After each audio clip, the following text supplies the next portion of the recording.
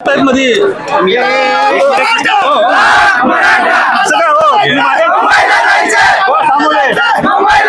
लाव तर त्या माहितीचा लाव तर सरकार महेंद्र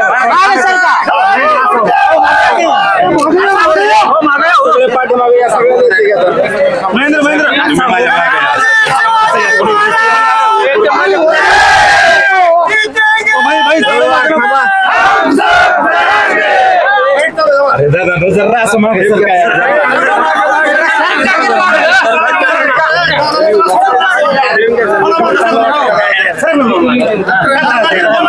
हो काळे सरकार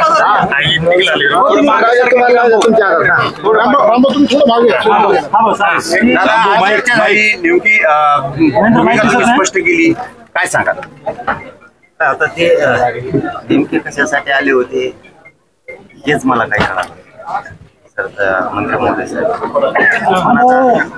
विषयावर त्यांनी सुरुवात केली बोलायला आपण आपलं मत सांगितलं कालच दौरा पडलाय लातूरला मी दौऱ्या जाऊन गेलाय लातूरला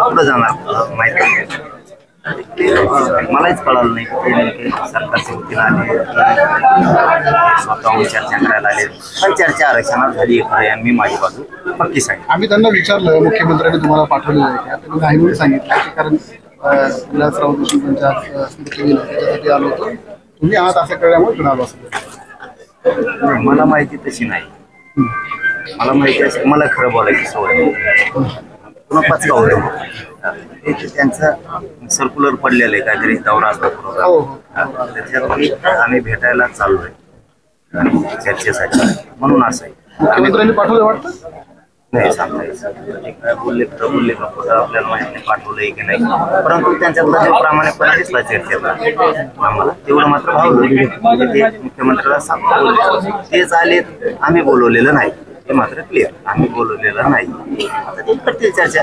मुख्यमंत्र्यांच्या कानावर यांनी टाकल्यानंतर ह्याच्यात जर काही मार्ग निघत असेल तर माघार होणार का? मला अंमलबजावणी पाहिजे मुंबईत जाऊन काय करायचं आम्हाला आरक्षण घ्यायचं इथं ते झाले आरक्षण पाहिजे तरी मुंबईत जाणार आहेत आम्ही कुणाला घेऊन जाणार मग दिलं तरी जाणार नाही दिलं तरी जाणार दिलं तर त्यांचं सगळ्या मंत्र्यांचं स्वागत करायला कौतुक करायला गुलालाच्या ट्राका फुलाच्या ट्राका इकडून जी शिब्याने येणार आहेत आम्ही त्यांचं फुलं टाकायला तरी जाणार मुंबईला जाणार हे पक्क आहे. कोणी आडवा आला तरी मुंबईत आम्ही जाणार म्हणजे जाणार.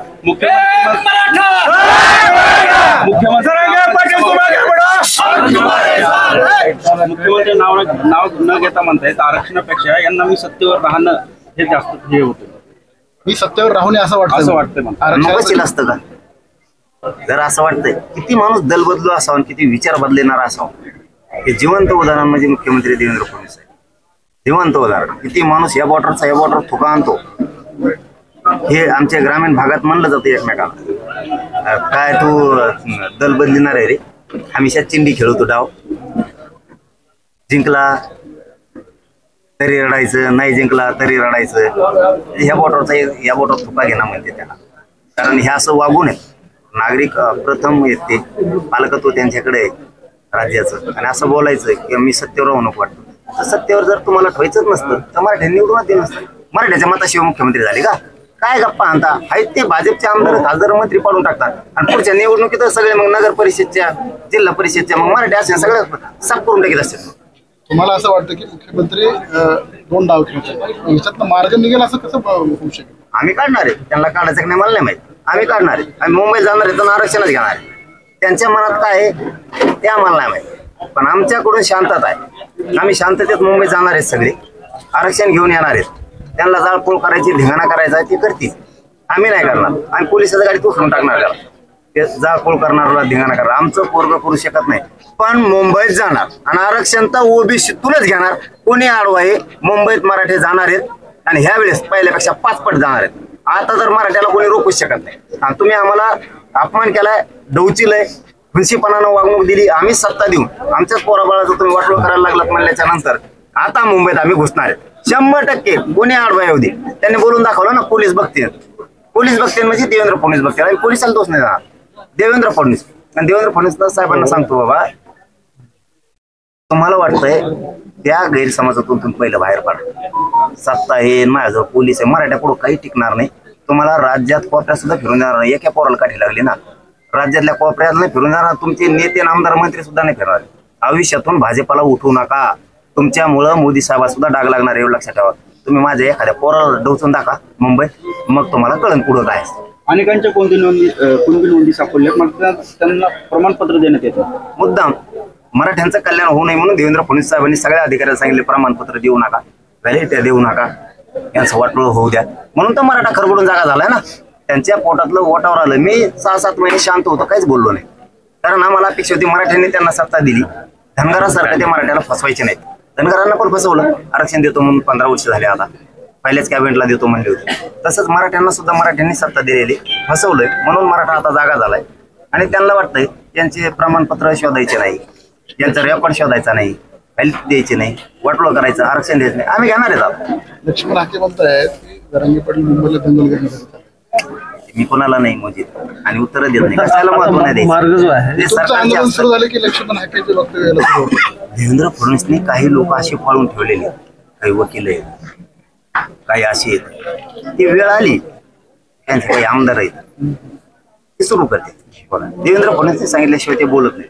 ते बोलतात म्हणजे देवेंद्र फडणवीस बोलतात असं समजायचं आणि मराठ्याने कामाला लागायचं. आपल्या लेकराच्या न्यायासाठी मराठ्यांनी तुटून पडायचं सगळ्यांनी, गप नाही बसायचं. मार्गात काही बदल झालेला आहे का आणि कशा स्वरूपाचं म्हणजे आता आंदोलन करणार? हो, मार्ग आहे तोच आहे.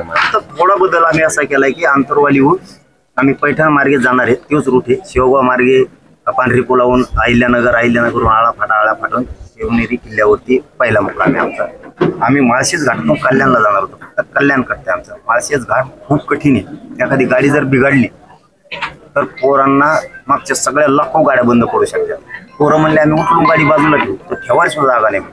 पंक्चर झाली, कुणाला चहा प्यायची तलब झाली तरी 50-60 किलोमीटर काहीच नाही, सुनसान आहे. मग 10 फुटावरचं सुद्धा दिसत नाही, इतकं धुकं आहे ढगाचं तिथं. त्यामुळे अडचणी येऊ शकतात. हे आमच्याच शिष्टमंडळाने सांगितलं. आमचं एक पथक आम्ही पाठवलं होतं शिष्टमंडळ मुंबईला, त्यांनी सांगितलं. म्हणून आता यावेळेस आम्ही शिवनेरीचा मुक्काम करू. शिवनेरीहून चाकणला जाणार राजगुरू मार्गे, राजगुरू खेड मार्गे आम्ही चाकणहून तळेगाव लोणावळ्याहून वाशीहून चेंबूर आणि आझाद मैदान असा मार्ग आहे. फक्त कल्याण कटतंय, एकच गाव कटतंय, समजा एक शहर कटतंय. बाकीचं असाल तसं फक्त एक 10-12 किलोमीटर वाढतंय. असं तितकंच हे किलोमीटर वाढत नाही, काही नाही, असं पण तितकंच. त्यामुळं नावीलाजानं चाकण मार्गे जावं लागतं. दादा, नवनाथ वाघमारे म्हणतायत कुठलंही इलेक्शन आलं की मनोज जरांगे आंदोलनाचा मुद्दा घेऊन रिंगणात येतात. आता हे कोण्यामध्ये लोक असे पाहिजे महत्व द्यायचं, काय द्यायचं. ठीक आहे. चलो, धन्यवाद.